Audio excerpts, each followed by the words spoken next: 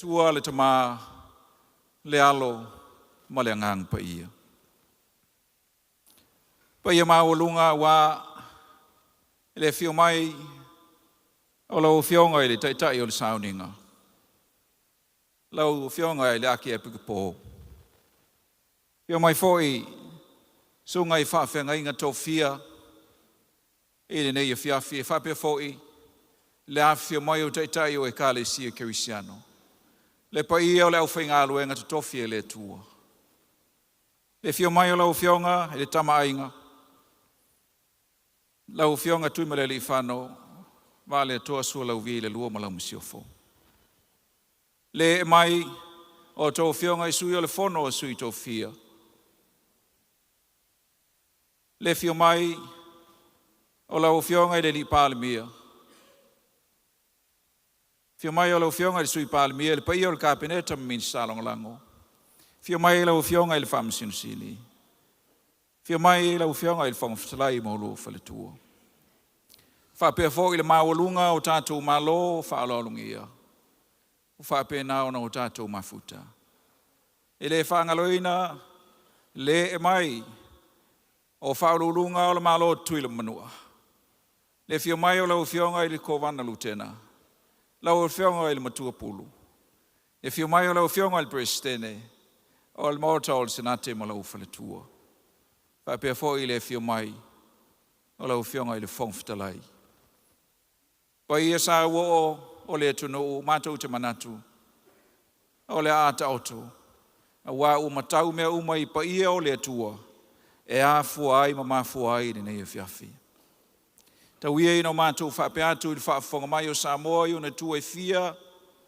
Ai maise o Samoa lo tāpua mai e tunu e mamao maua mai le nei whaasara launga. Whailo mātou leo ma whungaanga o le fionga I le taitai whono le li pāle mia. Mātou te whatalo whātu alo ia I le tūlanga. Whaalo alo. A fio mai. Maliu mai. Sumai matala mai ao. I le Sauniga le nei. O le Sauniga e awa e le viinga ma le whaaftai I le tua. Se o tātou sula. Ma o tātou sapi. I lona anga le lei ma lona alofa. Excellencies, distinguished guests, ladies and gentlemen. A very warm Pacific welcome and a warm talo falava to you all. On behalf of the Honourable Prime Minister, the Chair of the Independence Committee 2026, the 64th Independence Anniversary for Samoa, we greet you in the mighty name of Jesus Christ. Welcome, talo falava, a fiumai. E ia te au le avatele, ma le whaaloalo, o te tapai, lau fionga I taitai o Sauniga, lau fionga tama e pikapo, mo le taitai o le nei Sauniga. Lau fionga le pikapo.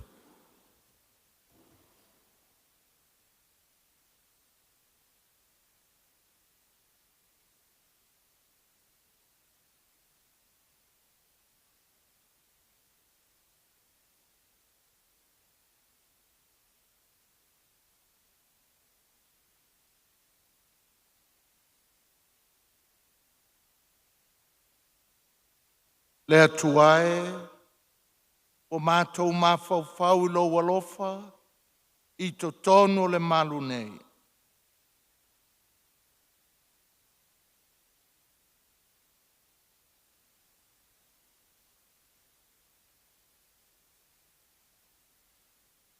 Lo o fioa e le tua ma le alanga fia fia. E lo o fioa e le li ma le leo le pū.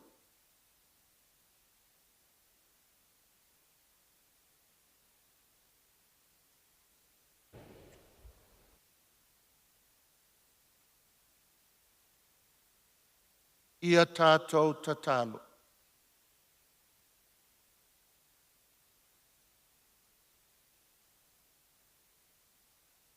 A fio mai oe anganga pa ia, whātumo mātou loto le oli ma le fia fia.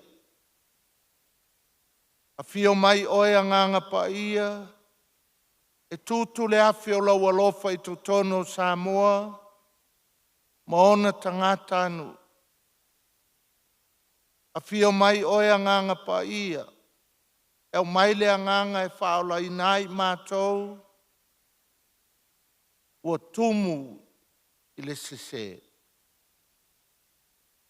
A fio mai o anganga pa ia, pa fau o mātou loto i whale, pa fau o mātou si o manga.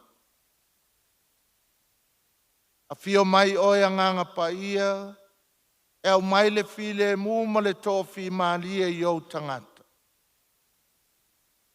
A fio mai o anganga pa ia mātou wola i loa lofa, ma mātou wola i le whalo whanu. A fio mai o anganga pa ia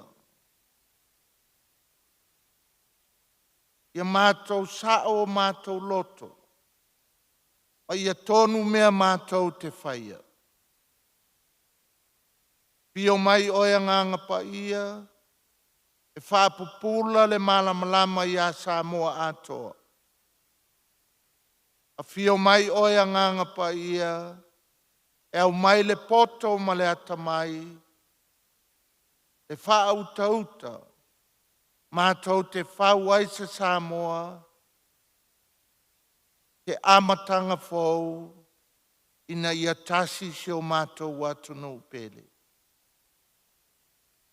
A fio mai o anganga pa ia whoringa wa aia lau a fio, ia mātou upu matala māmionga, a ia fo i atu le vi inga i lau a fio.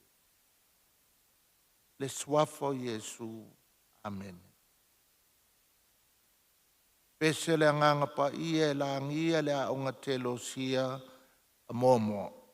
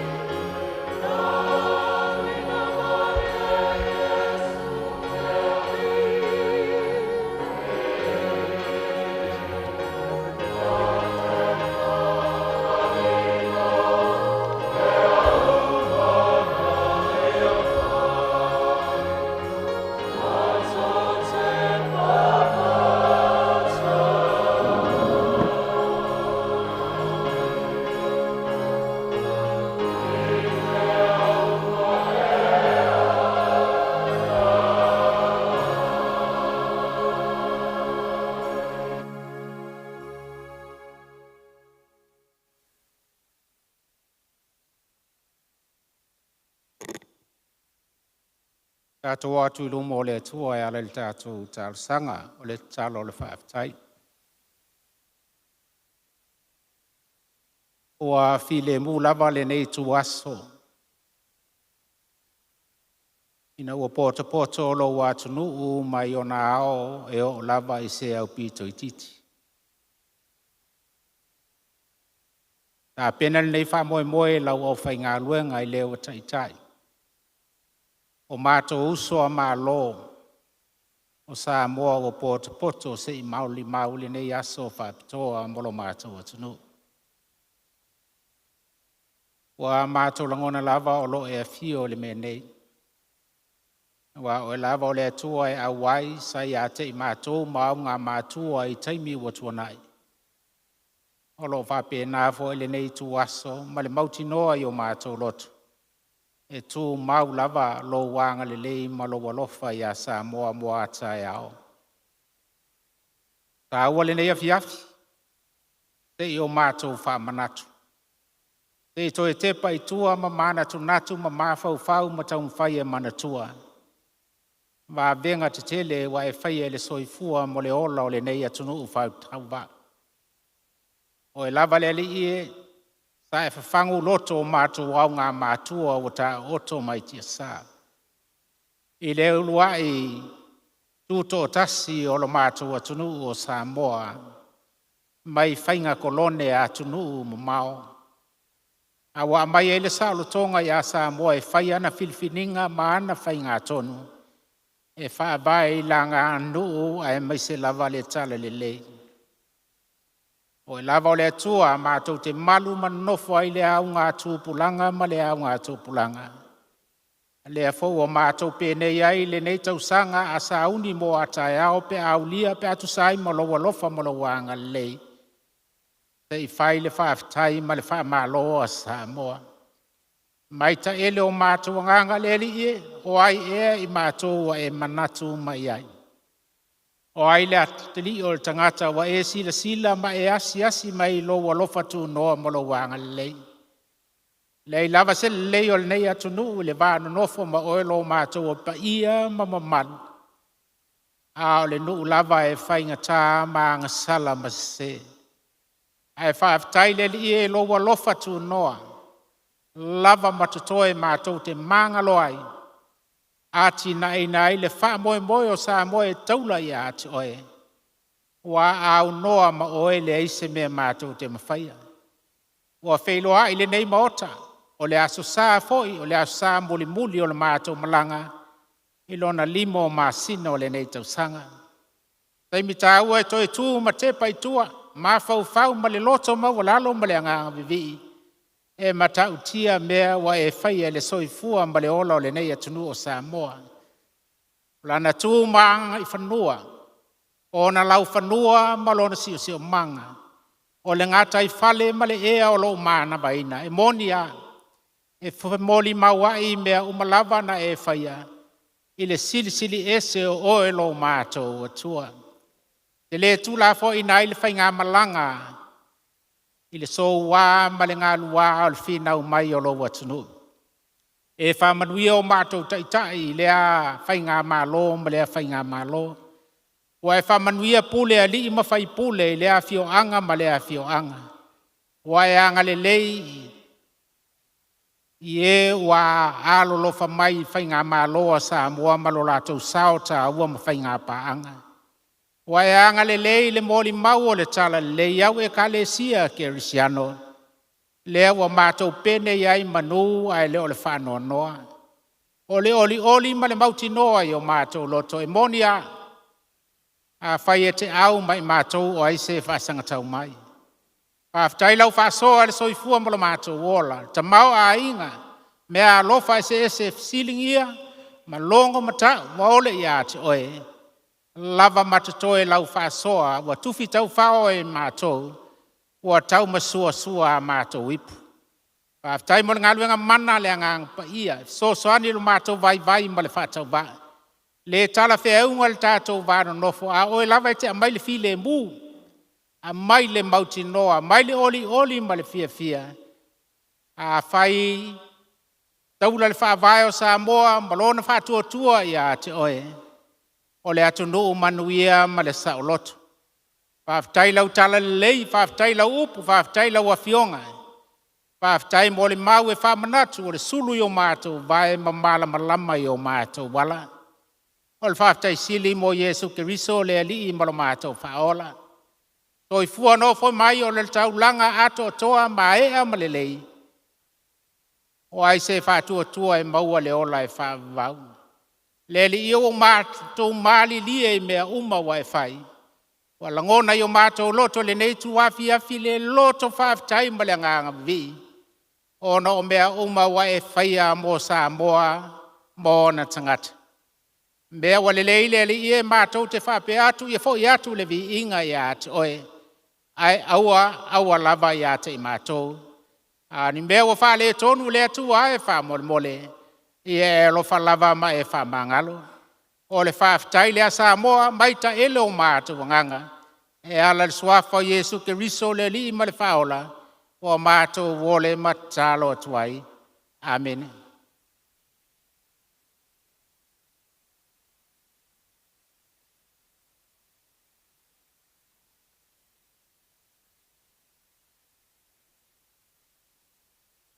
O le tatalo le whātua e senga. Le tāsi toru pa iae, le antua le tamā, le alo ma le anganga pa ia. I uina mātou vivi atu, ma whawhitai alo wanga le lei ai. Ai pangā lea, le nganea la mātou whawhitai. Pea whai mātou te le langona le loto salamo. Le loto whaamawalalo ma le whaamaoni o luma. Ono mātou o tangata o tumu i le anga māsasei i lo tātou wā whenga iai. E mātou te langona pea lo mātou whātau wā. I o luma ono o le anga maanga sala o lo mātou pā uai pea. Pā pea lo mātou wā ma o mātou uso a tangata. Mātou te soli ai pea lau polo inga na e whetalai mai ai i e mātou whea alofani. E le lilo lau silfanga lo mātou ola fefuli tua ai. O le ai se wha mangalo ai. E pe ona ea o ai mātou. Ina ia mātou fe mulu mulu ai. Pe ona whaia e lo walo e le au apostolo. Ua fusia e mātou i le whino ino ai. O le fia tau i masui. Ma wale mawai se tasi. E pe ona e whinangalo iai. Ina ia tasi mātou. E pe o oe malitama e tasi o rua. Ia whapea ona tasi mātou uma ia te oe. Leli e. Ta e savali ala o puapua ngā. O ti ngā. O le amusia. Ma le upu leanga ina. Sa ia tau nu ulava i lunga o le koluse. Ma wha koluse ina e lau a fio. E te lei ngangana. E te lei fia tau i masui. E te lei fuli tua mai. Ai sa e talia e lau finangalo mawalalo. Ma le onusai. Ma le finangalo malie. Ina ia maua le tangata. Le whaoltanga. Le tamae. Mātou te langona le māsias. I le mawhaifoi. E o mātou mata. Ona te pā e lau a fio. Wa mātou le wha tau aina. Lau ngā luenga tongi ola. O mātou wanga salapea. O mātou pāu pea. O mātou fulitua. Ma le langona lo alofa wha mangalo. Le li e wha mole mole. I e wha mangalo mai Samoa. Wha mangalo mātou taitai. Wha le atu nou. Wha mangalo mātou taitai. Wha le kāle sia. Wha mangalo mai taitai. Wha le nou. Ai maise o mātou taitai. Wha le malo. Wha mangalo matanga luenga. O wha la potpotonga. O taitai. O whale whai ngā luenga. O e whai pisinisi. O taitai o ainga. Maso o se o iai tofi taitai. A mangalo mai le ali. Tangata anu umo Samoa. Wa o mātou ola whaaforinga, o mātou tala pepelo, o mātou ola whaalata, o mātou re whaamaoni, e tusa malo mātou whaawai. E whaawai atu Samoa ia te oe. O mātou ola ai, i le whaaforinga ia te oe. Ai, o mātou furitua ia te oe. Lo mātou tamaa lo whae. E lea i se anga tonu ia i mātou. O le tangata sa e whaia. Sa e whaia o le pale alii o lau fōwhoanga. Sa e tuu iai lau fōwhoanga pa ia. Ina ia ola fia fia ma whiaru whani ai i mātou uma. Na e whaia i lau whatusa pa ia. Ai pangalea o le anga sala le lua i mātua o le fōwhoanga. Na e ture sea mai ai mai le whātoanga. Ai ua maliu whalawa au ai lo walo. E tuto'atasi ina ia toe whaaleleia mātou o le tangata e anga sala mo lau a fio. Ai pangalea o le anga sala lava le nā o lo whaawau pea o te mātou pā uai. Ma soli ai au tū la whono ma whaawau ai pea le furitua atu o le tangata e lau a fio. Ma furitua ai ai Samoa, pa pea le lalolangi atoa, o le angasala, o le whamau alunga. O lo mātou ola whamau alunga, o puniti ai lo mātou vai o mātou uso a tangata. O mātou manatu whapito, o le eise alofa, o whesopo ai ai ngangana, o tū māmi o mātou te whai, o le aise wāwhi alo alo ai, o le aise wha alo alo, sa mātou wā o mai, i tua āma mātua, o tō wha mai tia sā. Le wha maurunga lea, o whesopo ai ai le vātapuia, ma le pa ia i te tonu a inga, i mātua ma whanau, o tuangane matua whawhine, o taitai ma au a inga, o le pule ali ma whai pule manu, o whai lotu ma e kālesia, o taitai o Samoa ma ona tangata anu, o solo le whalute, o tāwhea pulu i vai, i le mala e ala ilo i fuala au whasaina, o haafi ai e amata mai whanau iti, o tina, o tamaitai, o whanau a onga, o tupuranga tola vau, o mātua.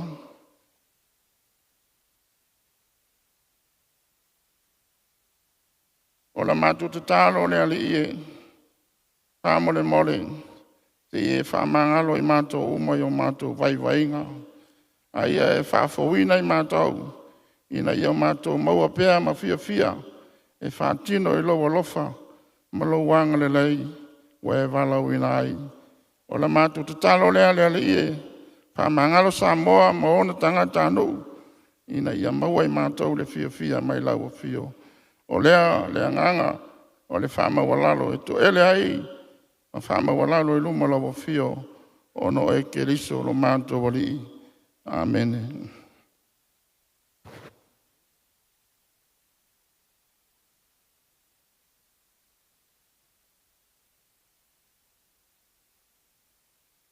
Le atua tuto'atasi pa ia e. O le atua le tamā, ma le alo, ma le nganga pa ia. O lo mātou whaafofonga te talo lau fio. Ua o teimi uma mātou te talo matui vaya i o luma. E te sila mai ma e whaafofonga mai. E te talia i lau fina ngano pa ia ma lau fina ngano lofa. Le tangata e te talo ma le loto o nuti momoia. Le tangata o te talo ma le whaatua ma le whaamaoni ma le taritonu i lau fio. I le amatanga o na mātou tāpua inga nei o mātou ma i te talo i lau fio. Ia whaatumuria, ia utu i mātou i le mana o le te talo ma i lau fio. Talo whaamaoni. Talo ma le whaatau anau ma le loto maulano. Ua ono si furu ma le whaatau sanga o le aso whanau o Samoa. Talu na ia alofa, ma whaamanuia i mātou, ma whaasawa vali i mātou, i lau ami o tonu, i tu tonu o mātou lau whanua. Tele nei tau sanga o e alofangi a isi o mātou mālo, la i titi, o si o mātou mālo, mātitiva. Tātau aisi solo, i le atu nuu, ma le atu nuu, i lo nātina ina. Ta e tali mai i lo alofa. O lo o whau rai lava i tu tonu o Samoa. Me mawhai o mātou, lima mono mātou mānosi. O na whātu rai ai se mālo e pūlea lava e ona tangata. E ona te itai. Whātasi ai ma te talo mana le o whenga renga. Le kalesia. E una ina le whamoe moe. O mātou iai ni nea fiathi. E whātaunu ina le nā whawhetai, whapitoa, i lo suhafa pa ia. Whawhetai, te le atua. O lau tau singa mana e ofo i o mātou loto. Au ai, tumu lava le aso, ma le aso. E au whaamanu yanga ese. Ai maise le ngatari tino. Au whapenao na utu o mātou loto i le mana o lo wanganga. Whawhetai tere i le ola, le kalesia ke usiano. I to tonu Samoa. E ui lava o iai nisi o whainga tae. I whita iai pēr mana ngā ruenga le kalesia. Ai mātou te tari tonu e mālo pēre mana. Wha o so fia o lau fio. I o mātou tangata. Maise o tā i tai o le kalesia. O tā i tai o si o mātou mālo. O tā i tai o nuu maainga. Ia e le ngata fu i leo nai o mātou uso a mālo. Wālo lofa mai, manuti mea whaatasi moro mātou mālo, i ia tau sanga e tele e o mai lava ni fiat. Whawhetai ro lātou wālo lofa. A wāle anganga moni lea wa e tu toina, ina ia mātou whai whaatasi, le lalo langi i le loto e tasi, mane whēaro whaninga e tasi. Lea tua e uilava na o mātou whanongo, o mai mea matau tia i tu tonu si o mātou atunu. E ona mātou whanongo i tala e lefia whanongo ai mātua a inga o nuu mai karesia.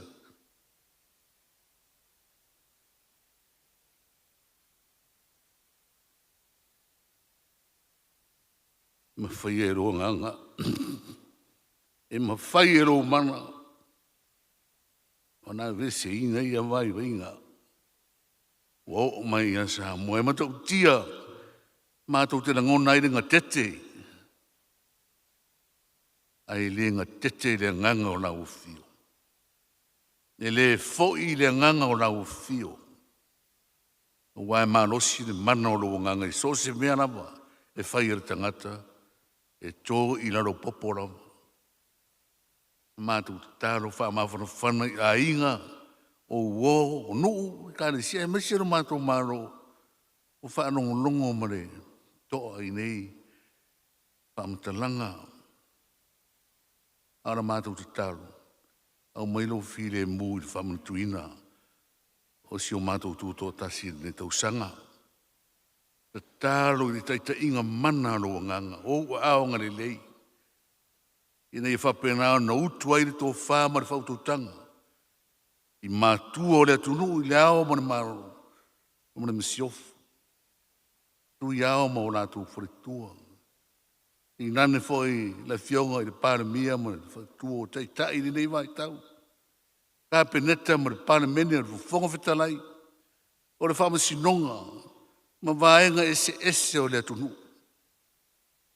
E mawhaia te lele nganga. Ona te itai pēr i mātou le manosi o lo mana. Ina ia manuia mātou tau mwhainga. O mātou iai whaatasi fo ima. Nisi o awhai pese mai korisi ese. O lo tau mwhai le atinae o le nganga.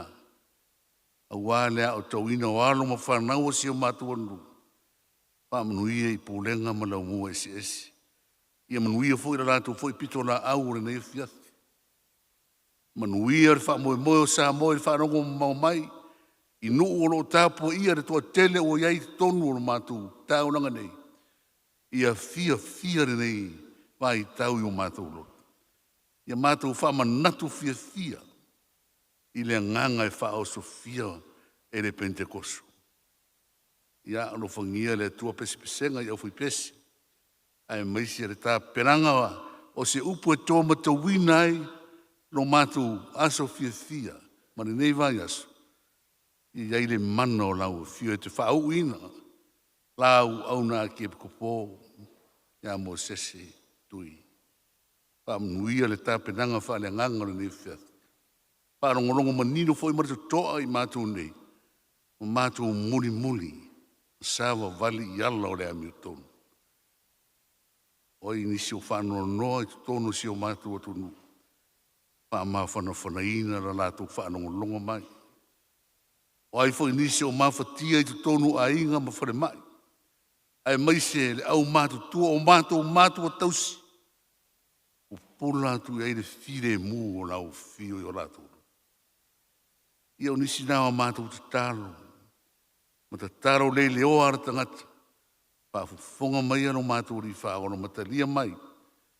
Ara lava i lo suafo Jesu Kiriso o mātou o ole ma wana autua ini. Amen. Amen.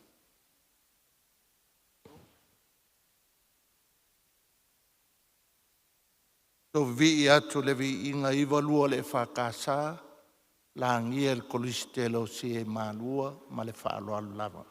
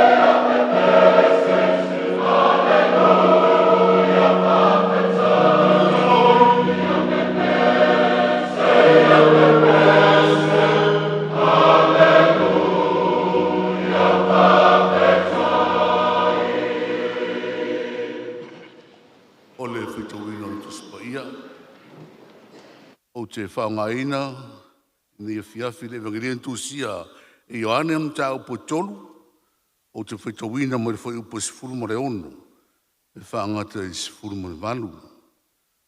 Our testament reading this evening is from the book of John, chapter 3.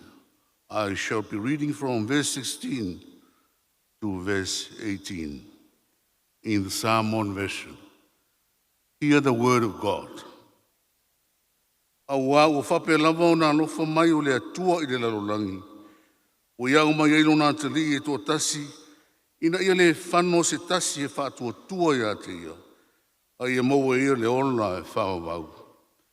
A waere a wina mai e le atua ono nā te li i le larolangi, ina ia whaamasino i le larolangi. A ia whaola ina le larolangi ia te ia. O le whātua tua ia te ia, e le whaasala ina o ia. A o le whātua tua, ua uma ona whaamasino ina nei lava o ia. A wae le whātua tua lava ia, i le ingo nā te ri e tō tasi o le atua. Pāmuia me le tua i le whaituina o nā whiongo pa ia, mai atu mau pero na sua whanvi inga e whāwa wau lava. Amen.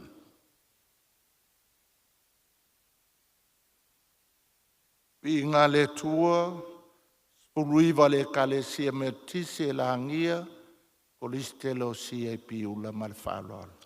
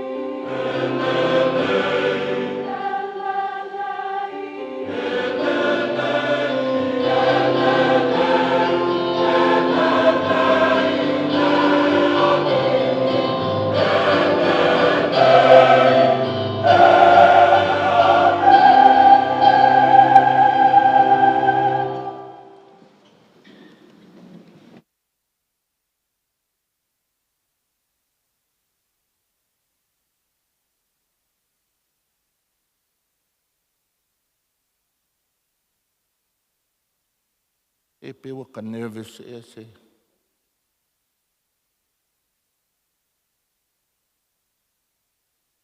Today in the Catholic Church, in its liturgical calendar, we celebrate the solemnity of the Holy Trinity. Le aso whamanatu le tasi tolu pa ia.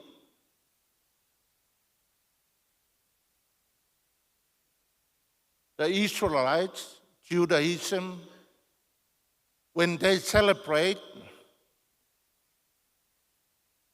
Yahweh, is the highest celebration of the all other feast days of Judaism. The name of the God of Israel is Yahweh, but they're not supposed to mention the name, so they have a pointer to Yahweh, which is Jehovah. In the Islamic world, the name of their God to the Muslims is Allah. And their greatest prophet is Muhammad. For us Christians, le whaavai o Samoa, o le tasi tolu pa ia.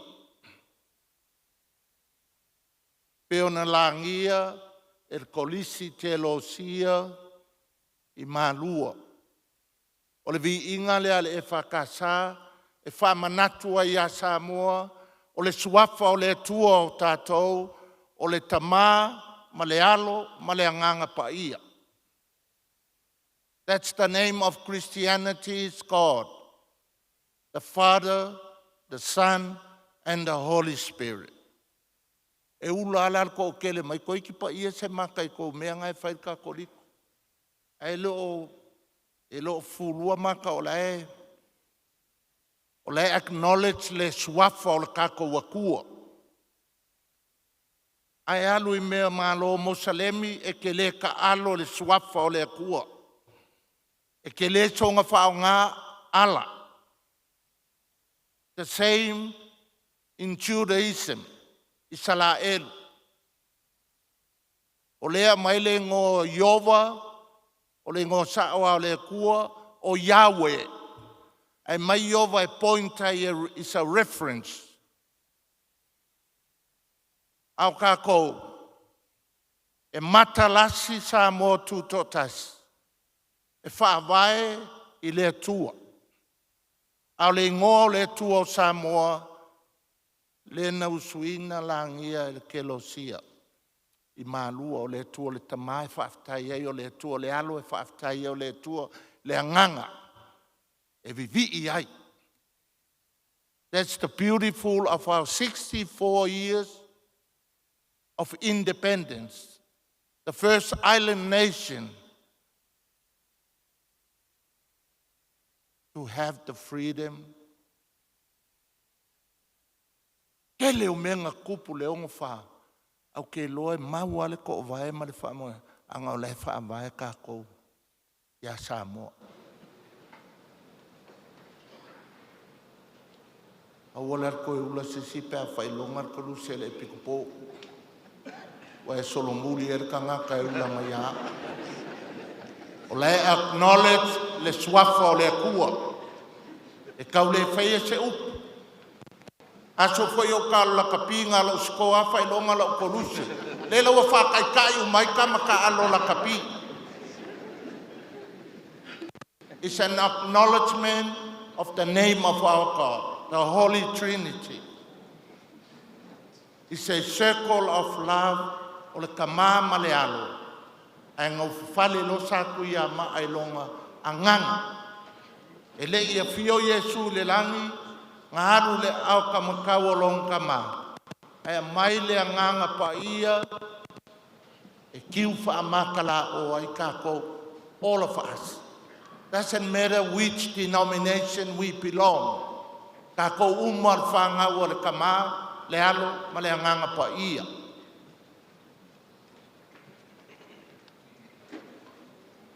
o ka le māngai o Samoa, o la nganga I whangua ma la nganga ngu. E pa ia ma mamani.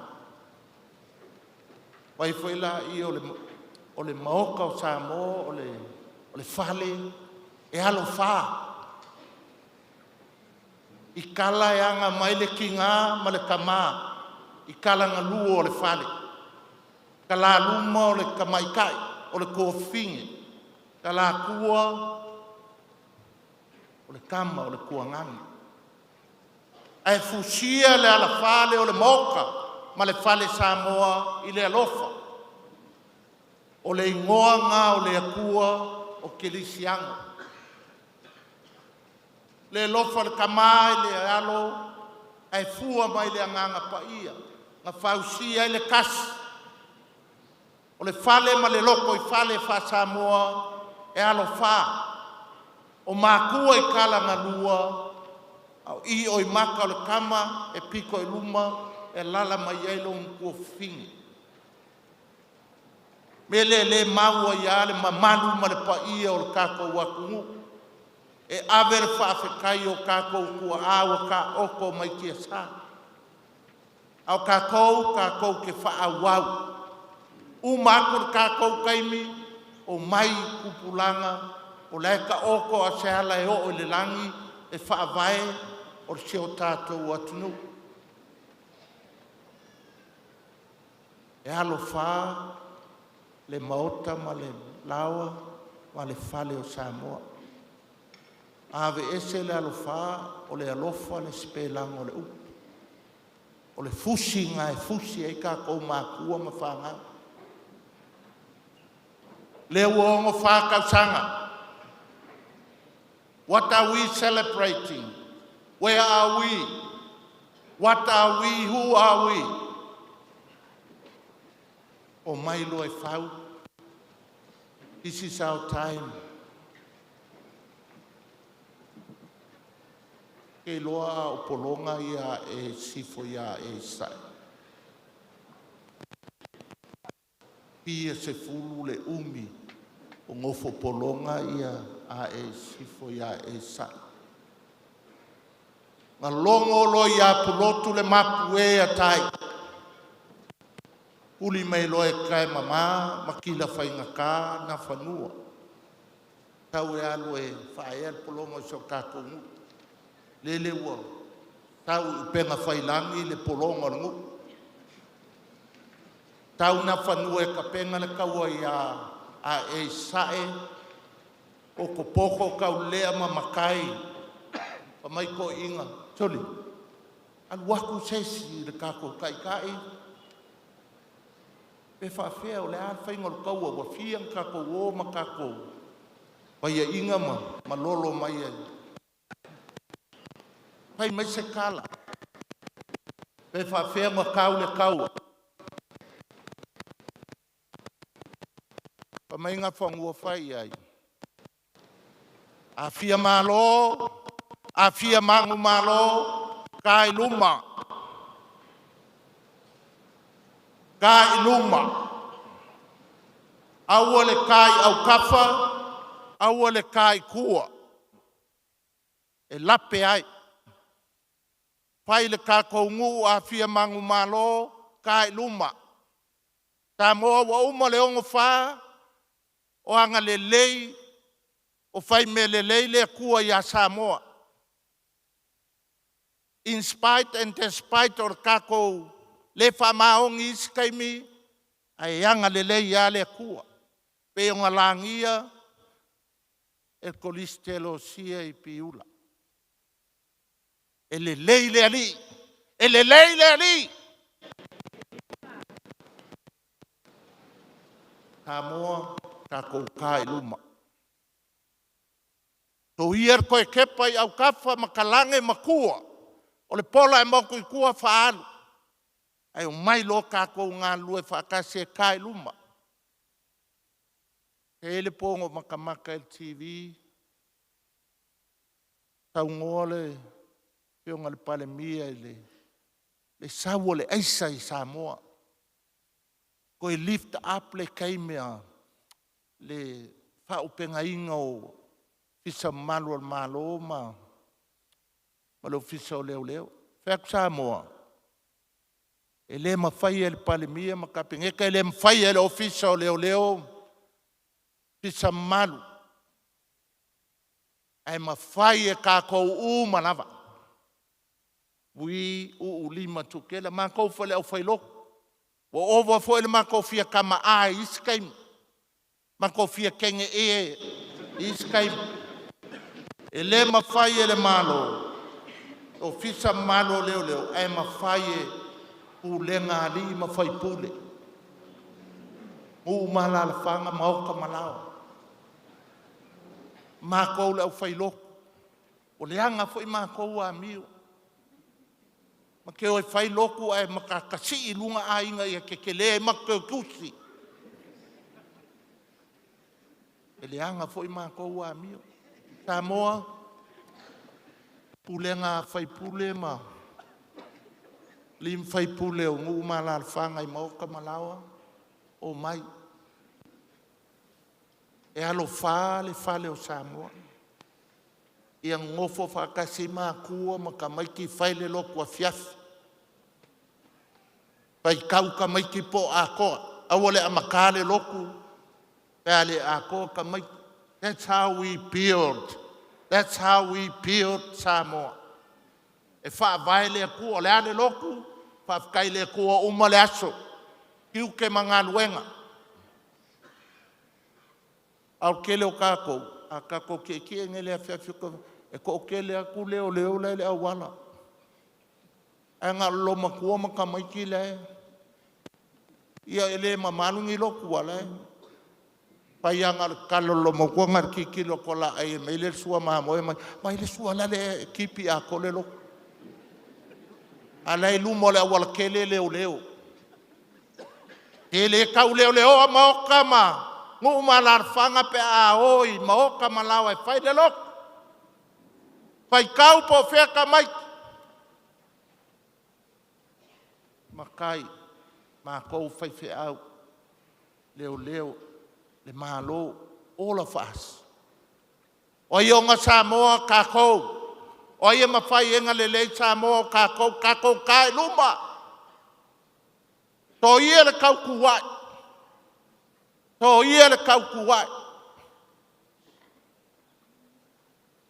O ma kou le au whai loku pe ale au whai pisingis. O ia le malo e ku mai. A puki. That's how we move forward. Lango.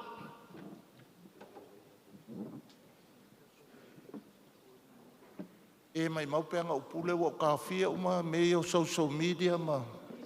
Maupeanga e sakapao ai lunga la kikia. Me o YouTube ma Facebook wa leanga i kako. O lea le Samoa. Ai wa levong o walu ese a mga mea o lelea. O mai Samoa, we celebrate 64. Whawhenga celebrate kako wo luma.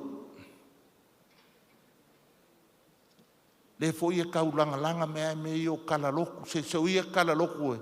Ka ke oku ngai lunga langi sasa uma kako le kuanga kasi loku awa. Fik se lau loku. Kasi fo ale ngō le kua tamama le alo ma le nganga pa ia. Whangau mai a Jesu Keliso. Le iai uma kako.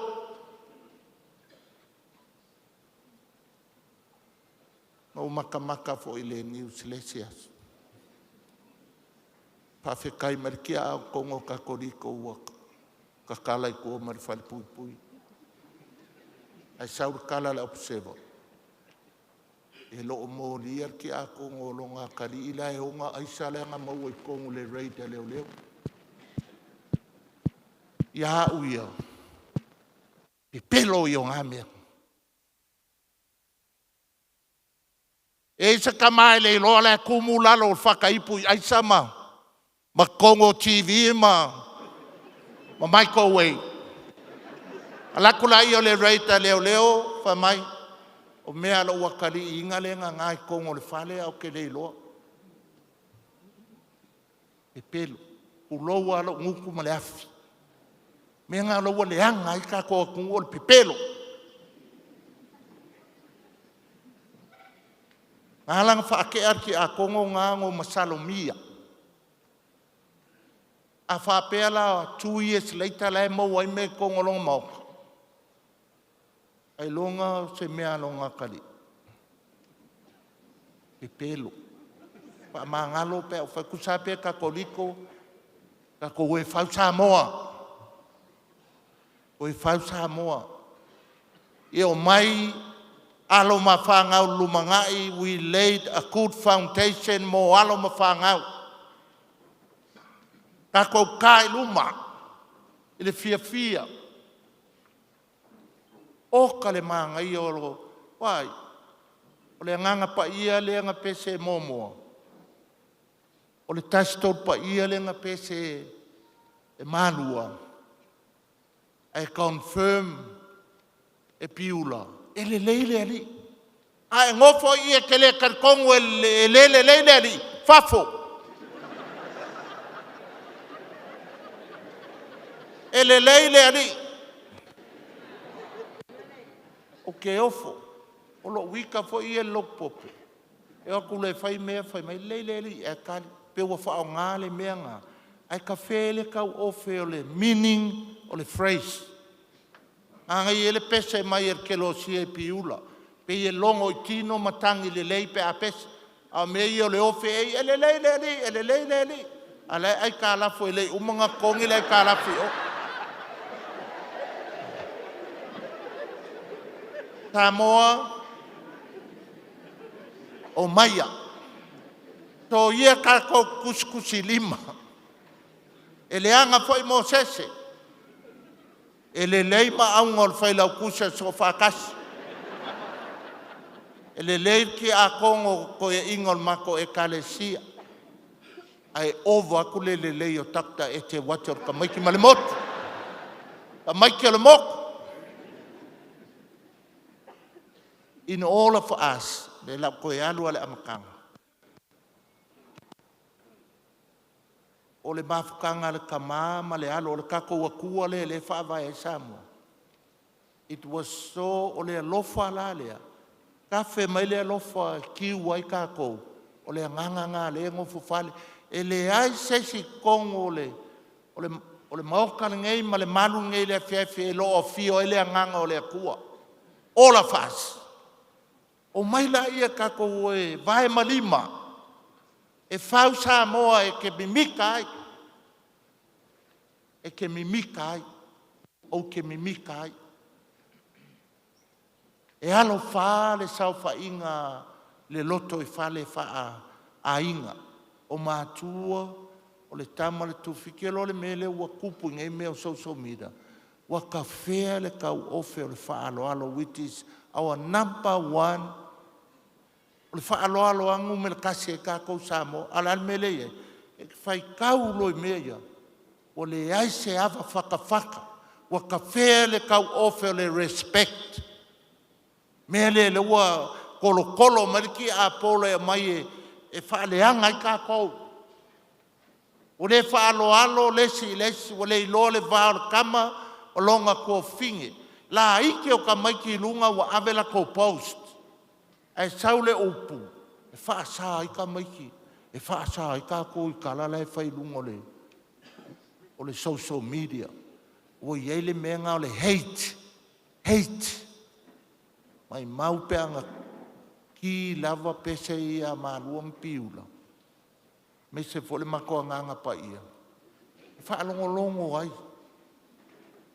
O ke kalo kolo fionga le malo ngale ika le malo ia. O fionga le pale mia faska ko me kata le social media. O foi ko pu ea fongo le pale menge.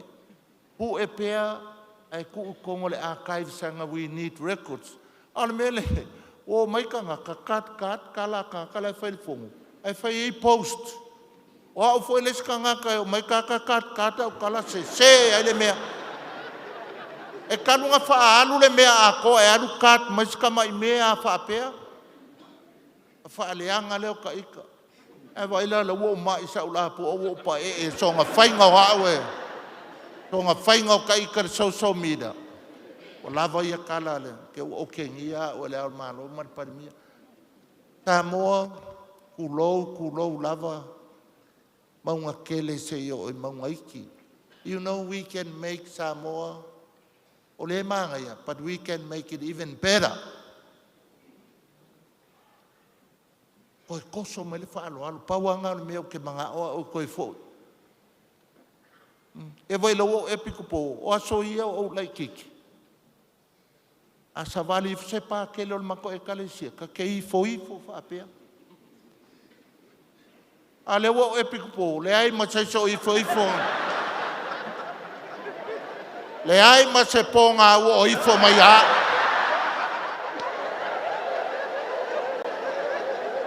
Kulaulau nguku ma le afi pe awa se.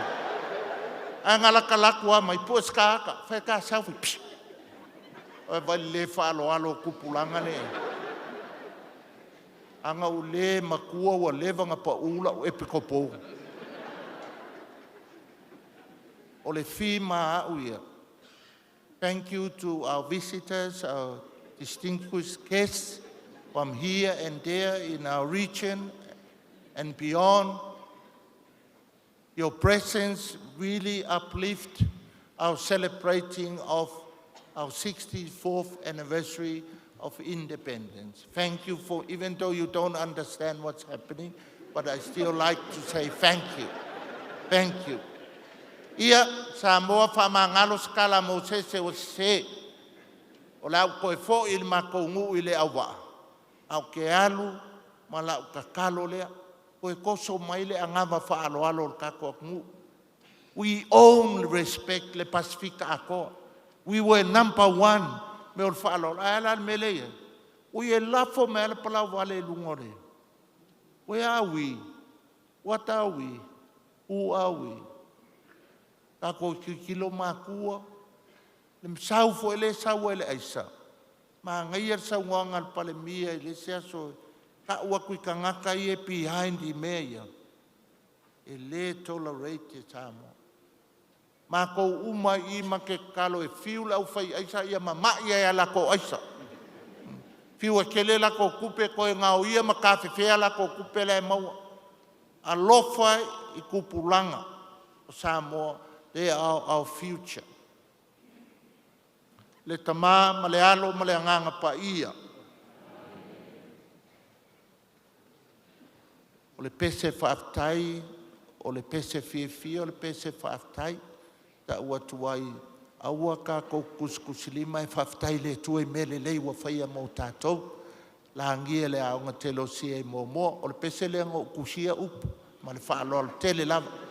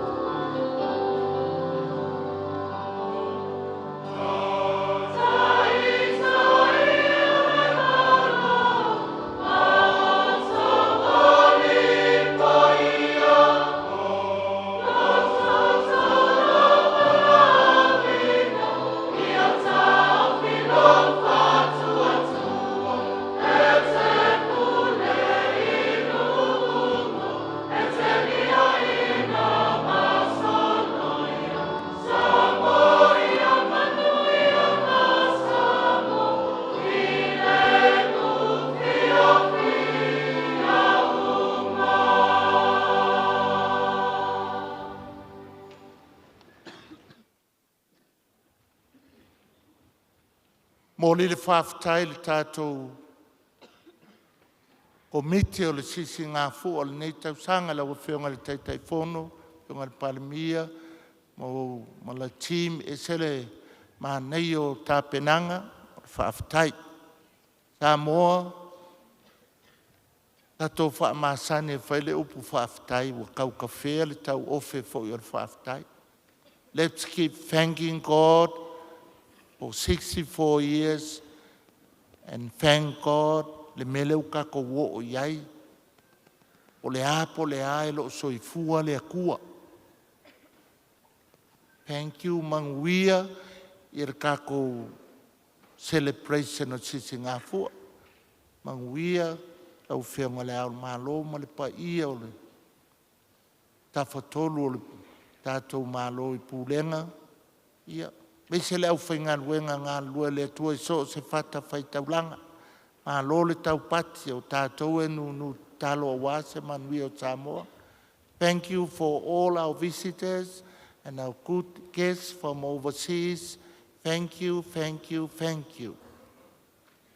Ia whātasi le li mautou.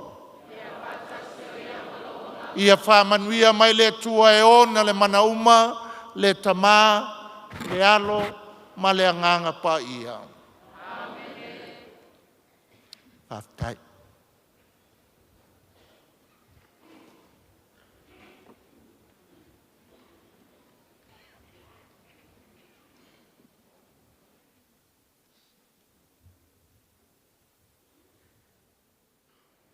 Lea ua mautu le no whali o le lau whatunoa le whaafatai ma le veinga. O sa foi le whatawhaitaulanga. Ina ua mautu le langi le tau o le toa. Ia wale nei aso ma le taitainga o le Sauniga. E te tala inai le whamana tuina o le ono spul whātausanga o lo tātou malo Tuto'atasi. O te talo atu se mai sepati tele mo le atua le ua. Mata manuia.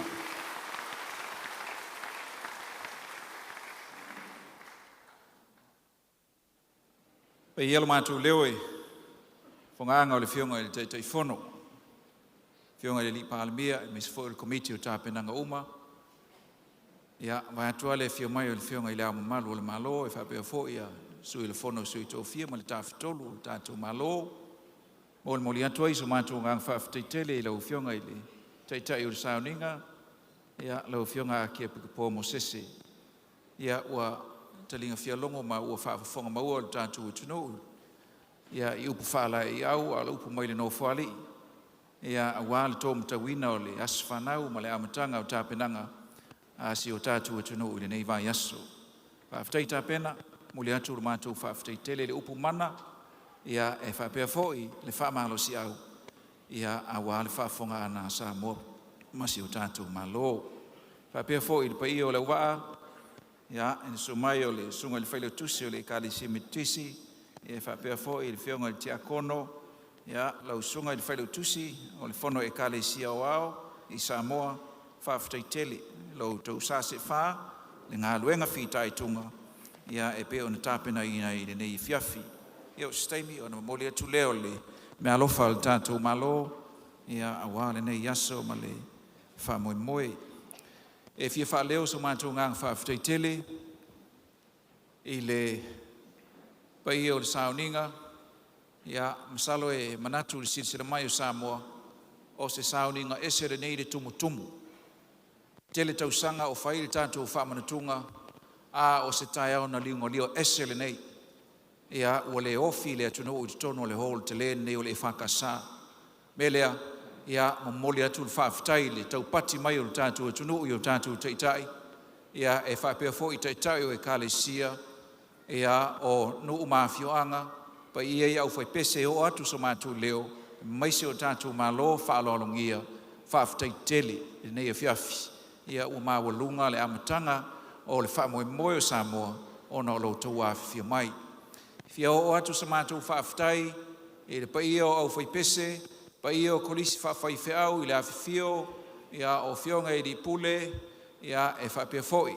Le loloa, o li ma tamaitai ia lo au tauina I kolisi ese I lo tatu tunu ia ua le finangalo le tua au fionga I li pule o le kolisi o malua ia e whapea foi ia li ma tamaitai o le kolisi mātou te whaftai atu vi inga o le tua I le langiina ia ua maulunga I ne fiafi lau fionga I li pule o le kolisi whawhai whiau I malu a piula mātou whaftai atu whaftai mo tāpenanga ia e whapea foi le au asafo ia ma le loa loa o lo tātou kolisi mo le foi whaftai di kolisi o telo sie mo moa ia e fio mai ane fionga le api e po mo whapea mai ia I mātou wanga fili o le au whai pese mua lea ia mātou whaalongo e saoa o le au whai pese lona lua le nei ia whaftai tele ia e pa ia o le ekalesia telo sie mo moa ia e mai seo lo tau sao le nia fiafi whaftai tele I le pa ia o le ekalesia e whakasa mo le whaavnoi no nei malu ia awa ia lo tātou whaamoe moe le nia fiafi ia e muri ai sa mātou whaftai tele atu le sunga I le whawhiangainga ia muao malona whaletua ia e maise o le pa ia o le whakasa I vai te leuta o la tauna tautauina whaamata mo whia nei maota mai spati mo sunga I le whawhengainga ma le ekalesia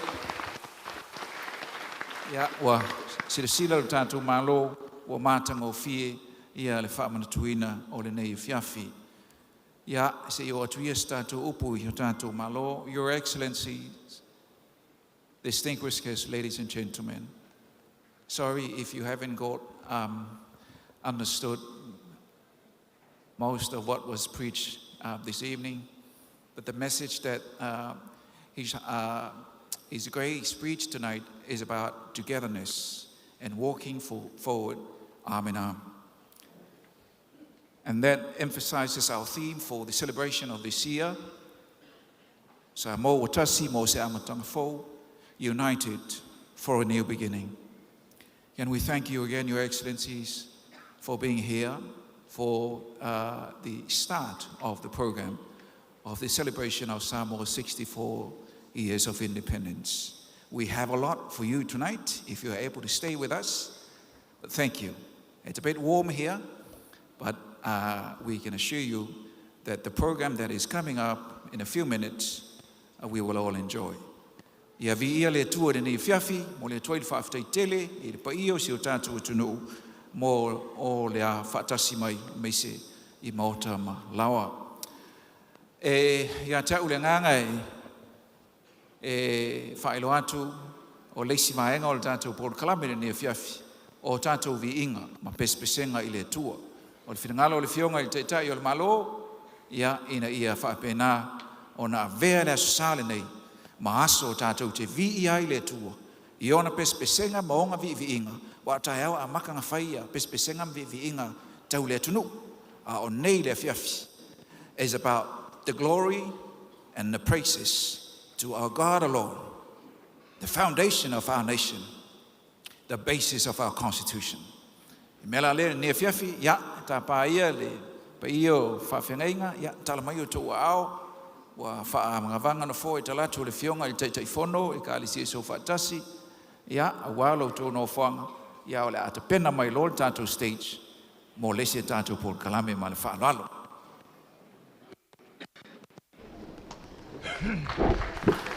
Ia o le nā ua whaakonga ma mai moma ko I tātou tunu.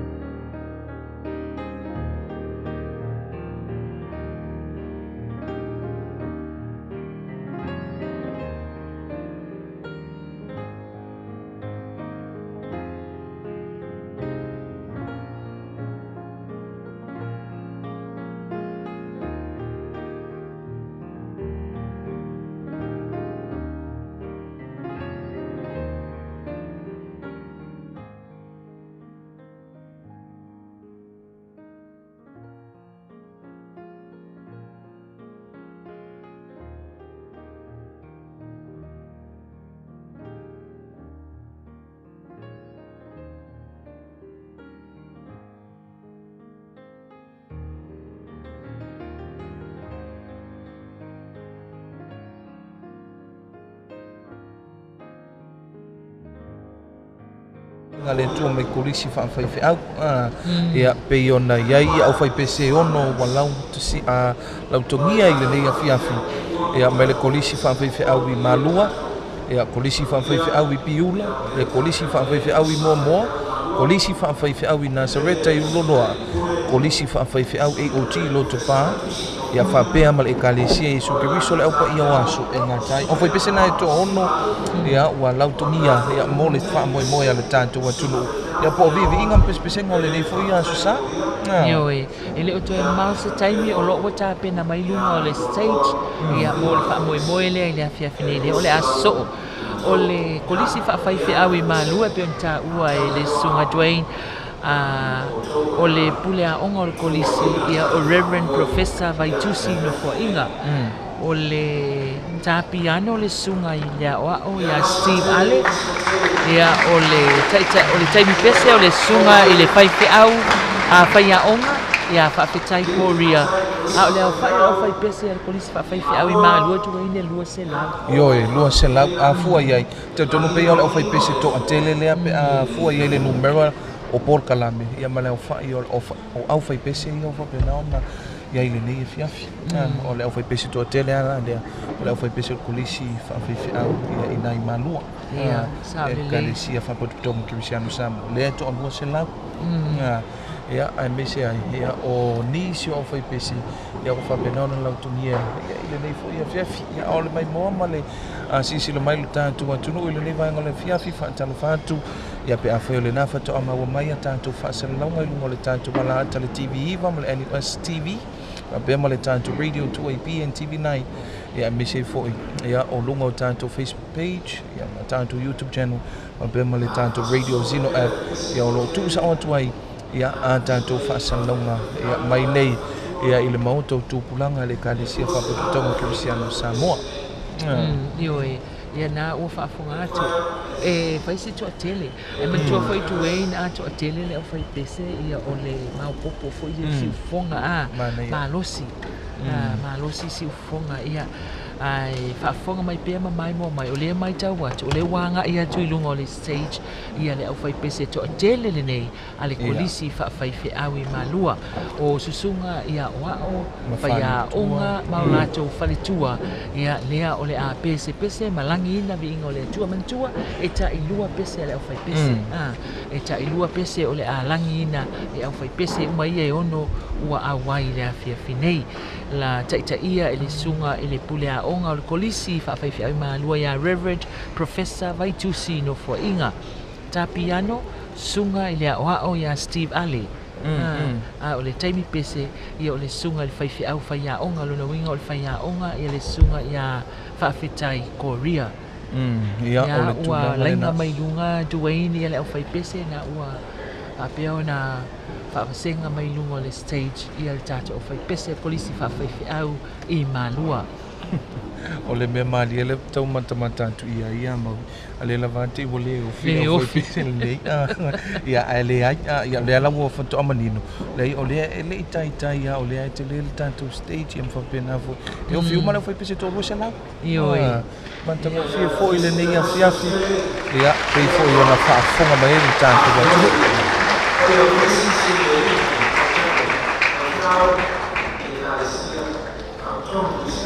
O iso e whewhi au mai malua. Lau sunga i teitei pese, ia o lau i tūlale nei.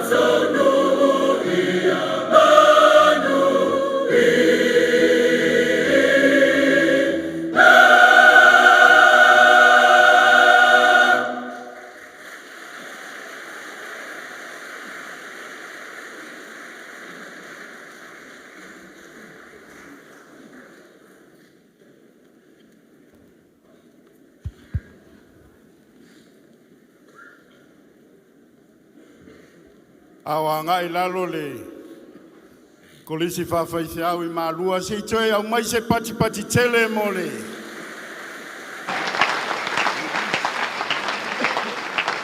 No le atua wa manu ai. Toe mole le nganga faftai. Sunga le tamapule. Faisi au fai aonga profesa. Sunga ya mai tusi no foinga. E maise le laumua mo le langina ia o le pese a walo wono se furu ma le fata usanga Samoa ia I le nei usanga anga le leile tua fatumu mai le langi mai foi le ni inga o le tuam pespesenga mai le kolisi whawhai au malua ia po le ka le sia whapututonga Kirisiano Samoa le sia tātou au whaipese o o suso o ai o le kolisi whawhai au I piula e ka le sia me titisi ia te itaia e le pulea o le kolisi ia Reverend Professor Moses Mailo o le tapiano ia po o le composer foi o Reverend Dr. O le tanga elu ia o le taimi pese o le sunga ia tipa fala filale o le ofa inga o le ofa pese le nei e se lau se fuluono ia o le mai mo mai tanto tunu ia ai nga I mai foi ia le tanto ofa pese polisi fa fa au piula e kalesia metisi sunga ia wa fatua mai so sunga I faiaonga o le pese o le alangina e le kolisi piula o le medley po le tuto'atasi leo ni pese se lima ale kalesia metisi ia o leo la e whaafonga iai I le nei fiafi ia ngai maia ia le tātou kolisi whawhaithau I piula ia wale langina o loutou sao I le nei fiafi mai lea na so mai ei le tua le aonga whawhaithau te losia I moa moa ale kalesia katoliko.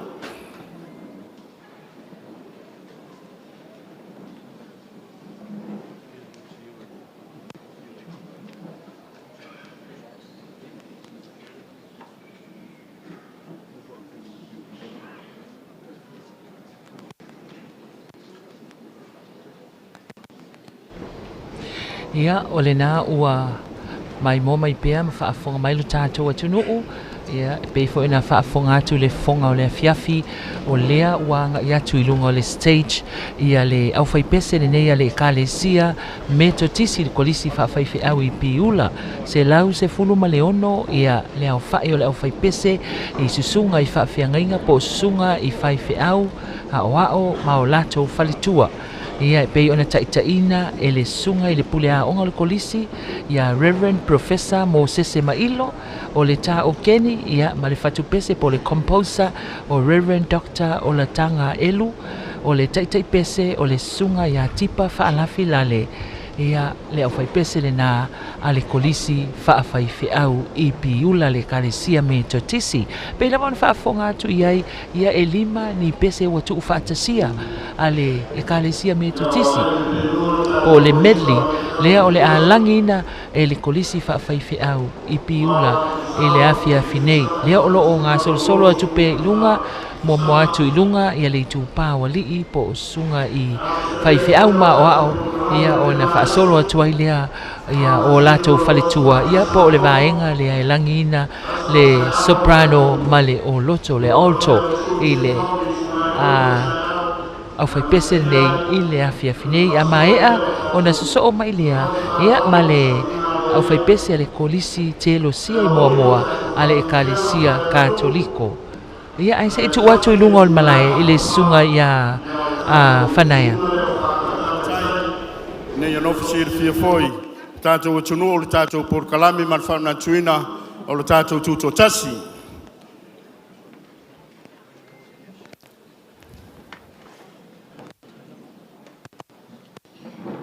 Ia le nei au whai pesi tele le kolisi whawaiwhau I piula, ia I lātou foi na langina, ia le whaonga le Universite o le Pasifika, le asfaraile na sei mawai atu nei, ia o lo lātou sao foi lea, ia wale sao whanau ma lo lātou whaonga le nei tau sanga, ia o lo whao au pēr la lātou tau tua ma le au au nanga, le langi ina o vi inga o le tua. Ia se toe pati mai o lewa, anga mai lunga le fata, kolisi whawhaiwhau I piula, ia mauna lātou pese le nei a fiafi.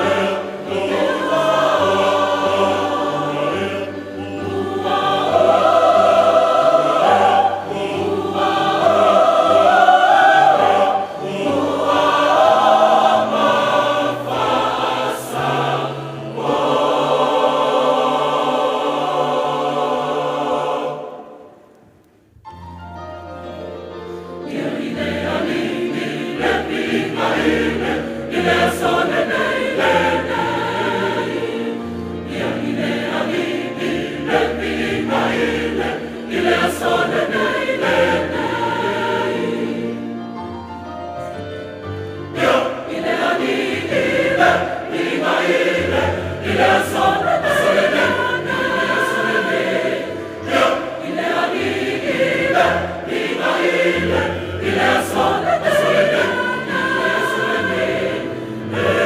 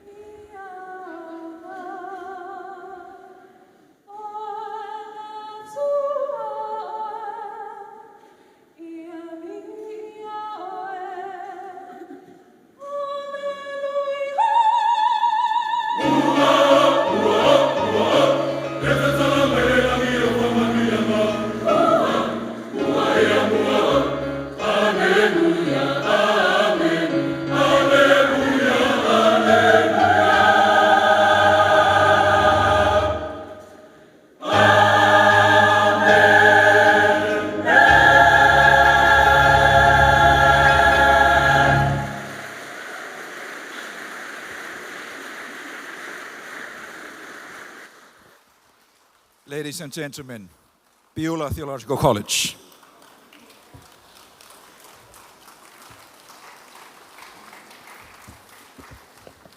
Ja, mole atul whaftaile. I lau fionga I tamapule. Ja, lau... Ia o le nā ua mai mo mai tātou atunu ua mai atu ia le au whaipese a le kolisi whawhaiwhi au I Piula e pe o na langi ina vi inga māta ngōwhie le sui whewhiloi ia o vi inga o le tua ia po pese le kalisia le sa tu whatasia le lātou sui whewhiloi le medley ia le au whaipese nei se lau se fulu ma leono le au whai a le kalisia metotisi I Piula.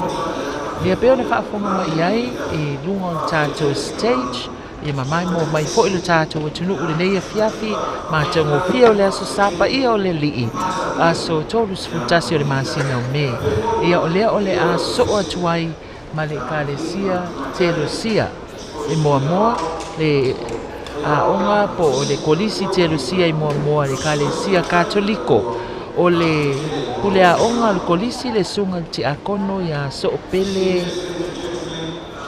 le fioma ti akono ya so pele Samoa kulea onga le o le kolisi o le tapiano o le sunga ya malanga peteru ya o le fesosoani o le taimi pese o le sunga ile o ya tele a peteru a kui ea o le au fainga o le au fai pese e to ono se fulu au fi ai mafana maui e whailau tala o lewa uma o whai pese lua ele I mamata penanga o whai pese sa matua I tapena whaafifine to anga sa ele I whaapea fōi na tapena au fōi I tapenanga ele whaapena se tasi se vai aso tonu pe lua ia pe whaafo ini masina sa tapena mai ele nei whaamoe tau ai o le mea mata ina ia o se tūlanga matango fie foi lea I le amatanga ia o le tātou foi whamoe le ono su whātou sanga o le whanau o le tātou atunu e se le maa lia o si ufofonga o whai pese ia lua ua mai atu ia me se foi pe ai baba ai atu nei a Dwayne I lunga o le stage o le ai se si whaapea le maua atu le camera tu tau na memu foi lea tau whai pe pese nau umai pe pese uma tangata uma rona winga e sa o ia oe e le ila I titi le taimi le whai penanga le nei ma le whaamoe le nei ina ia mātango fie le afiafi le nei ia maulia la ua mai tau atu le umala au mai fo le fonga o le afiafi le tofa ia angafili ia mo le au fai pese le kalesia katoliko le kolisi telosia I moa ia o le talitonu ia o le silea au fai pese ia sa whapena fo I ona tāpena ia I le nei fo I vaenga o le whamoe ia po Sauniga amata ia o le Sauniga ia I le nei fo I afiafi ia a o lea lava e mātau o lea lava e whaasono mai lava le momano le atunu o lea fo I mai tauina e le whapena o tātou I Samoa ni o lea fo mo le mawina o tōtele lātou o le tātou tangata mai atunu o mamau malanga mamau mai lava a wan whaamoe a le tātou atunu ia a wan lava le au mai o le tau au ia ma whapena fo I ona fia mo le mawina po kalame o le nei fo I tausanga e mala tua foi Dwayne a e no foi atunu me mau tu sa foi pete alu malanga taimi nei a sila mai lunga o benga of sota inga I kolkalan e se ali la mona ya o ma na pa wal melo fio so va nei mai tu sa a pinala la mona la fia nei ia mai se foi o tato atunu ulea ua to ai tau no I Samoa mole fia awai por kalami o famna tuina ia ole Tuto'atasi ole nei tu sanga onus fu fata sanga ai man tu nei ngalo ya te oe ia e fa awau lava tatou fa salonga nei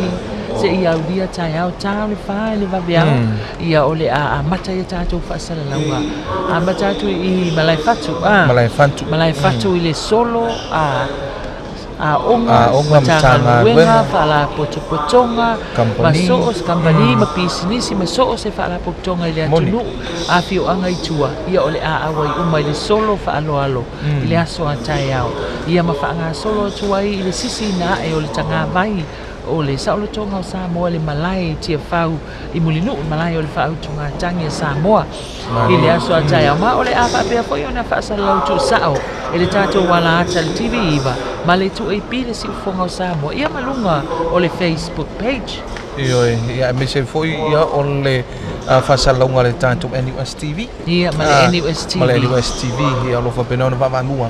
Ia, le tātou whasalonga tu sao. Ia pei foi ona mai mo me le tātou atunu. Ia, e le whapea e tasi se porkalame le aso fōua tae au maui. Ia. E uma le porkalame le tae au, so so o whawhiwhianga I le awa uli. Ia, tātou o I le afiafi. Tali umai tangata I tuunga fautasi. Uma tuunga fautasi tu e so o mwhawhiwhianga sui whiwhiloi. I le po, le variety show. Ai te maua uma whasalalaunga I mpo kalame uma nei. Ia I le tu sawa tole au nanga le tātou wala ata. Mai se foi o le tātou wala leo ma le NUS TV. Ia ma le TV9 ma le Radio 2AP. Ia me se foi ia o lunga o tātou social media platforms. Maua uma tuai ia whasalalaunga. Ia pei foi ona ia le tātou ono sul whātou sanga. Ilona whamoe moe Samoa ua tasi mo se amatanga fau. Io e tātou sini au tū le nā o le tātou tuto'atasi ono su whātou sanga o le tau sanga. A leo mai tau watu ono sfuru le au whaai ia o le au whai pese a le kolisi te lusia I moa I lunga o le state. Mai mo mai.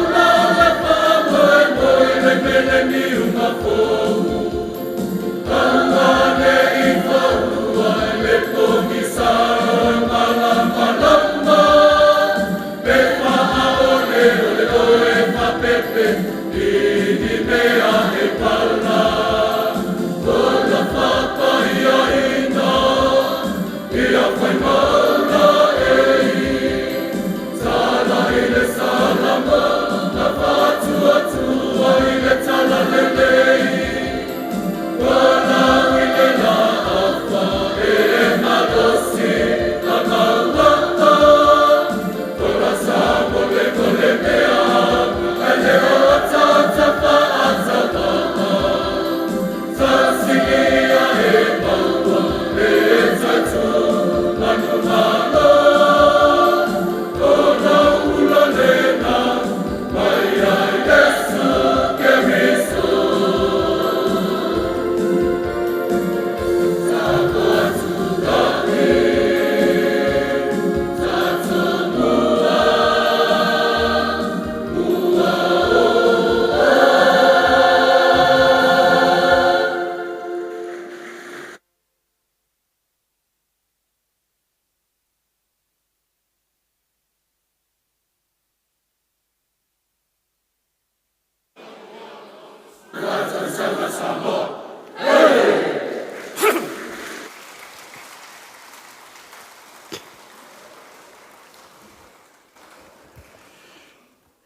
Ia wanga tui lalo le. Kulisi te Ia ole mai mua ma le whaafonga mai na o le tātou atu nuu ia i pespesenga le viinga o le tua mai le aonga telo sia i momo le kāresia kātoliko lalo te itainga pule haonga le kulisi le whiunga le tia kono ia so pele sia moa ia mese fui o le tāpiano ia malanga Peteru ia o le fesoasoani ia o le taimi pese o le sunga i le awao ia telea Peteru a kui ia e mese foi ia o le auwhainga o le auwhaipese e ono se fulu au fia ai ma whanau ia o le auwhaipese tu whaatasi lea pe a fua i ei maui ia o sunga ia o ao na wharetua ia mese foi o nei o la tu whanau lea o mai whaatasi ia e tu whaatasi le auwhaipese le nei a le aunga telo sia i mua moa le karese katuriko ia o le nā whafonga mai ia o tau mawhaila mawhoi ia lau ia la tal TV iwa ma le tu i pisi whonga o Samoa tau mawhai tau whaamtalatala i nātu le vainga i le nei polo e mai mua mai iai o le ua mai ea wanga i mai lalo le au whai pese le nei le aonga te lusia i mua le karesia katoliko le aso ai ma le au whai pese a le karesia Nasareta Samoa i ululoloa o le sunga i le pule aonga o Reverend Tiavolo Ulisese Saifoloi Tofa o le tapiano o Reverend Tavita Taumoe o le taimi pese po le whai aonga o Whaamoe Tautianga o le tai pese o Reverend Tiavolo Ulisese Saifoloi Tofa ia ma o le au whainga o le au whai pese se lau ni masifulu to tele atula ia le au whai pese a le karesia Nasareta na ino le au whai pese le karesia metisi le kolisi whawhai au i piula ia se lau ni masifulu lea lona winga o le au whai pese lona lua lea mai le onga whawhai au le i marua wai mo se lau wai se lau ni masifulu ia se lau sifulu ono le karesia metisi ai ono se fulu au whai e mawhanau ia o loo i la unga lea telosia i moa ana ia le au whai pese a le ua telosia tuwei e mo ila mai toa la iti le au whai pese wala e toa telefoia alo mawhanau sunga i sosoani ma ti a kono maula to whalitua lai aua ia ai mana ia o la tau whatunga ma la tau pesenga ia a whai o le tai o le kalesia le na o le au whai pese ele ki o whai a ku ia i malwhai whai e la ko whawhiwhianga i lunga le stage talitono o taanga uma ia le tai le kalesia ia whamaloa toi foi ia i le tai o le kalesia katoliko wa o ia foi lea sa tai ia le Sauniga i le so valoa i foi manisi o au ona tofia le tua ia mai nisi foi o fata fai taulanga pena ia le kalesia met o fai lautusi le kalesia metisi le ti akono le kalesia katoliko i na i vai moso e mese foi o le sunga i fai lautusi o le kalesia sofa tasi ia e foi o na iai ia i le tūlanga o le Sauniga lotu o le tātou ona sulfata usanga ia ai tuli nātu ia o le nā ua whaatūlanga mai le tātou au whai pese i lunga le stage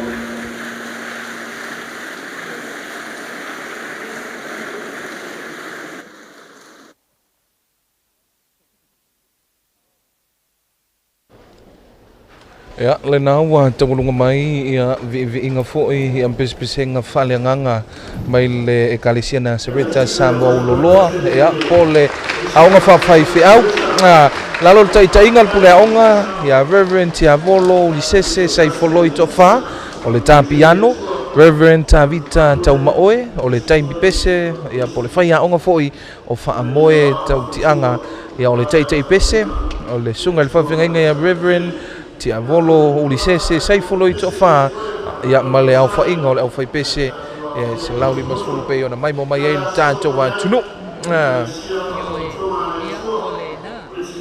ai ia le kolisi ale ekalesia na Sareta i ululoloa ia le wanga i mai lalo le stage ia o lo fa pe lava ia o na nopia i pe le mamalu o le atunu o lo fa atumuli ai ia le maota o tupulanga talavau le ekalesia fa potonga ke usano Samoa nei mulinu ia ona o le fia mai mo lava le wa folinga mai o le la tato wanga yatu i le Assembly of God.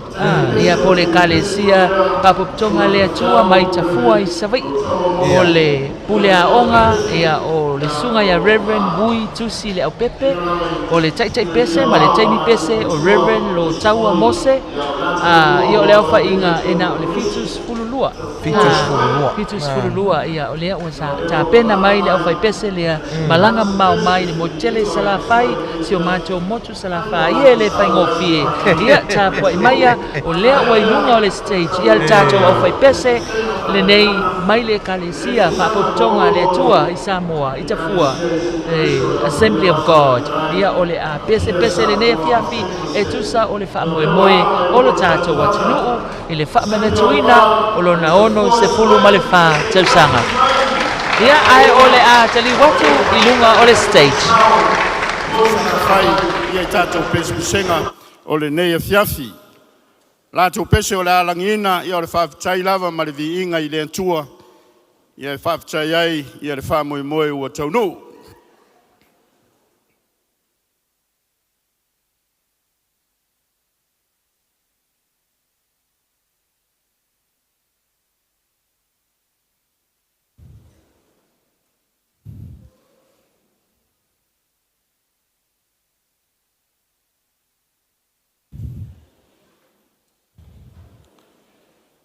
A mai leo na taualunga leo le nei fiafi ia le tātou au whaipese.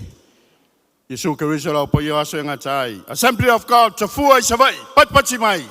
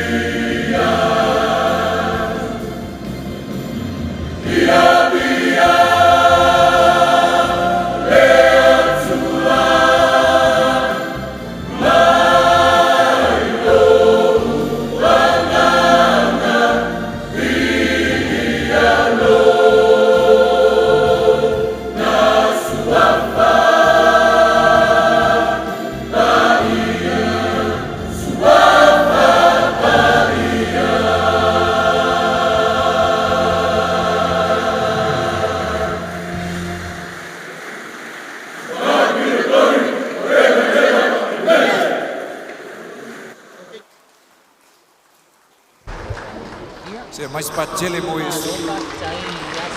Ai, Ioe. Dwayne, Ia. au fai pese tasi mai le motele sala fai ma lia o pese ngala sala ngona o ya o e Dwayne nei le taimi le na usu mai pese nei ya bi ingo le tua e le Assembly of God. E o ese foi la ngona. E a pe ua mafa mai foi le ngango le tu o le memoria ia. Ese ala ngona mai le foi pese no mo. Ese la ngona le foi pese mai le kolisia piu a malua sau ia piula ia o moa ia le foto au matu foi le si au foi pese le Nazareta. ese foi la ngona o le au foi pese le Assembly of God. Ai na o le tasi mai le moteli se la fai. Ioi. Tafua. Ia, au fai pese a tafua le kalesia pa botonga le tua. Tango fievi inga le neia fiafi wa ese foi langona. Pe ona ta ua foi le sunga Dwayne. Ioi. E pa i mai ale nganga o le tua e momoli mai le pese a. Nan tua foi fai mele tala isi fai la unga fai fe au. Fai mai. E pese le la unga le pese. Tu sa fa le tonu la unga e mali e pese o Sauniga. O la vale na la unga le pese. Nei le tau mo fai nga le fio anga o tafua. Ia, tai fo i lau tapua inga tafua mai se ia le motu i sala fai. O le ua mai ale pespesenga ia na fai ai ia le Assembly of God po le kalesia va botonga le tua tafua ia masui o le motele i sala fai. I le fa moe o le tatou maloma le tunu i le nei fiafi. Ia, o le ua ua ta walunga Dwayne o le mamona Io o le e kalesia i suke riso le au pa ia o aso ngatai. Ia o lea e mata watu ia le na wanga mai pe ona mai moa ma sisi le mai lu tatu watu no ia le nei vaingo le fiafi ia o le apia Samoa Central Stage ia o le presidente o le stake o le sunga ia lau fiso lau tofa unasa fiso soani moa sunga afualo Yopu Wilson fiso soani lua sunga faasu Lilo Mayama Tapiano Frank Lafaitele tai pese male tai mi pese se yuli nosy se yuli au fa inga le fai pese se lauros Totele pale fai pese le kalesia Yesu ke riso le pa ia waso inga chai le o le tawalunga ina tato pespesenga fa le nganga ele nei fiafi ia se tali voila pole a voila na ngona o le a mai voila le fai pese o le tawalunga ina le tato fa mo le nei foi po le te va ia tu Dwayne pe folinga mai o le o atu malato faila mai o la tu nota o la tu pese ia le o lo anga ia tu pe fai foi sto tele o fai pese le ia ile tu pawali fa pe foi tama itai ia tasi foi le o fai pese si fonga mali Dwayne ia foi le Sauniga le foi sa pese ai ia matango fia foi si ufonga o le fai pese le ale kalesia Yesu Keriso o le apa ia waso nga tai le wanga i lunga o le stage mai toi titia mai a tu lunga le fai pese ia ona tato a matalo le o la to pespesenga le fiafi ia matawa lunga ai tato fa mo le fiafi ia tantonu o le vaenga le na ia misei o le tawalunga lea ia o faafifianga bo pespesenga mavi inga o le tua ia ile nei fo ia fiafio le susai por kalame tau amata ia ai pe o le asolo na tolu le nei ia o le por kalame atoa o le famana tuina o le ono sulfata usanga o le tato wantunu ia ai o le atuina atu e lunga o le tato stage ia le na wa amata na tapena mai le au fai pesa le kalesia Yesu Keriso le pa ia waso ngatai le Apia Samoa Central State Ua tai au ia ona whaapine lolea e le tauvanga o tūna fautasi o foispuni e le tāle fitu le asoluli. Ia oane e misia ia le toila langaina o le tātou wha ngā tama i le taia matatai o le tāle wha. Over to you, Choir Master.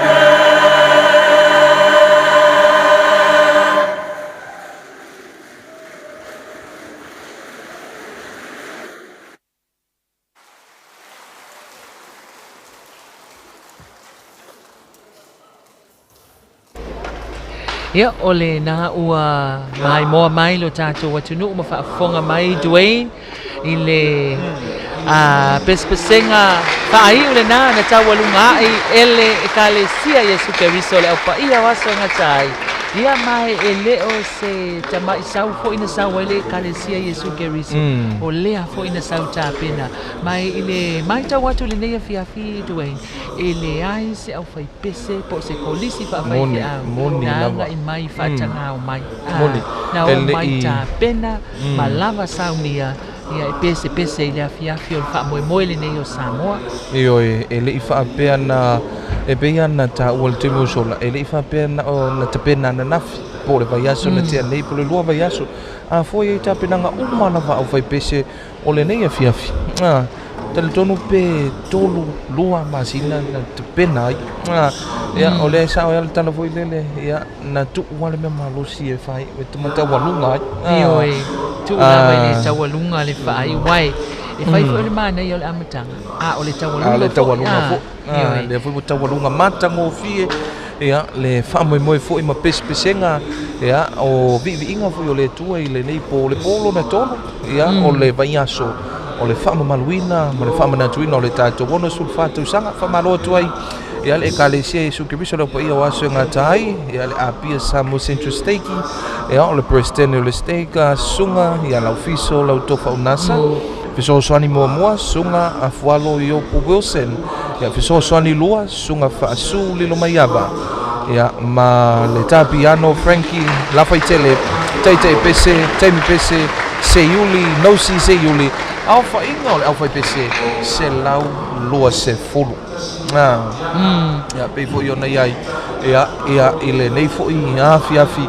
Ile matau ma le maimo mai o le tātou atunuu. I lunga o le tātou ala ata le TV iwa. Ia mesi foi o le tātou ala leo le siufonga o Samoa le 2AB. Ia mesi ai le tātou NUS TV8. Ia o lo tu sa o tuai. Ia a tātou whaasalalaunga mai le maotale nei. Ia o lo tūpulanga a le ekalesia whaapotutonga Kerisiano Samoa. Ia ile nei fo ia fiafi. Maui. Ia o le nā lea ua taualunga tātou pespesenga e pei ona iai le porkalame whaatulanga ina le komiti o tāpenanga o Tuto'atasi mo le ono su whaatausanga i le nei a fiafi. Ia e manatua, a wana ngalo ia te oe, ki mai pe lau TV, le TV iwa ma le NUS TV, ia whaatasiai ma le 2AP, le si ufonga o Samoa. Ia a wai whaawau a tātou whaasalaunga tū sao, le aso ataiao, o le aso mua uni, o le sisi na e o le tanga mai o le malo Tuto'atasi o Samoa. Le ai amata i le tau le wha i le babeao, ia o na amata whaanga solo tātou, solo whaaloalo. Maanga ia tu le malae e tia whau mule nuu. Ia, ma whapena o na sisina e aile tanga mai ma wha solo ia tātou solo whaaloalo le aso ataiao. A o sila mai moa ia tātou malo whaaloalo ngia. Tā le whane a fiafi, ia o le tātou tu unga whautasi. I fwe la au tātou whautasi ia Dwayne. Io e ono tātou whautasi ia o whapena ona whaantunanga mai. O le tausalo le vasaloa mai Sanua Manono, ia o le Apia Maroons.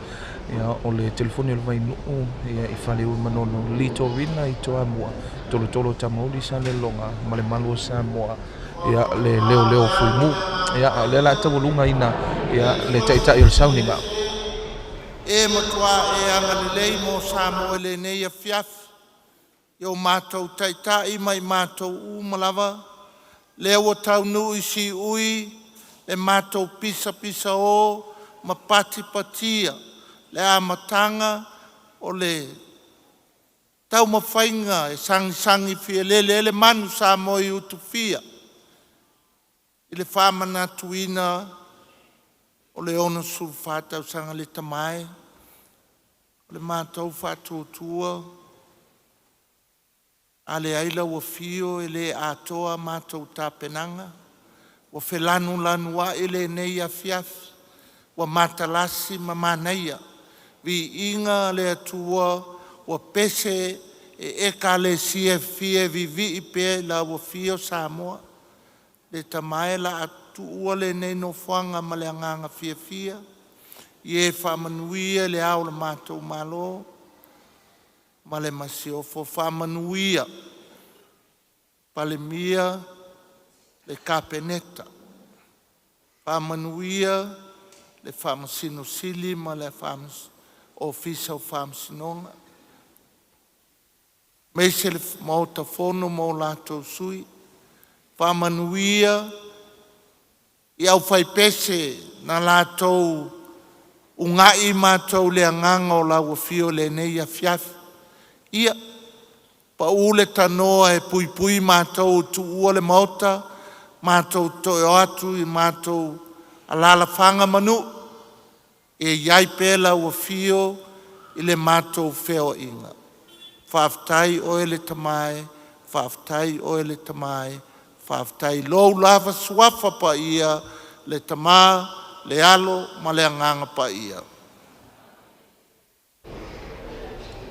O le nā ua whaafonga mai mo mai lo tātou atunuu ia e le tatalo pu'u na saunia e le taitai o le sauniga le afionga le aki e pikopo mo sese ia o le taitai o le kanisia katoliko i Samoa e whaai uai ia le tātou porkalame ma le sauniga i le nei a fiafi ia le foi ua saunoa ia le fonga o le fiafi le tofa ia angafili ia o le